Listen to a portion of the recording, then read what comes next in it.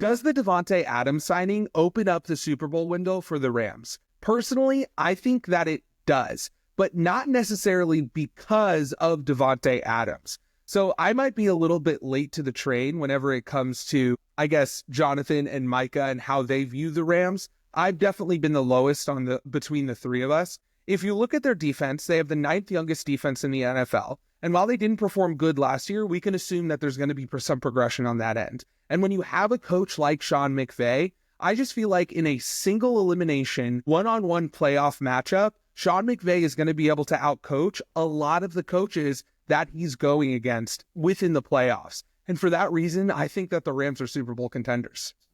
Yeah, obviously it's a bit of an arbitrary thing, but the Rams were the closest by far in the playoffs to beating the eventual Super Bowl champion Philadelphia Eagles, and they did it in unfavorable elements. So I'm someone who thinks that this isn't the Rams window opening. It's already been open, and now because they're bringing back Stafford and getting in Devontae to take the place of Cooper Kupp, that window stays open for at least one more year. They have Devontae Adams now, Puka, all the other young talent. Plus, like you said, that defense, if you look at the season-long statistics, didn't perform well. It's really kind of a second half split, though. However, in the NFL, growth isn't linear, but with how young that defense is, I'm pretty confident in projecting with Jared Verse holding down that defense, they're going to substantially improve on their season-long defensive performance compared to last season. And adding to the fact that the Seahawks have, in my opinion, imploded,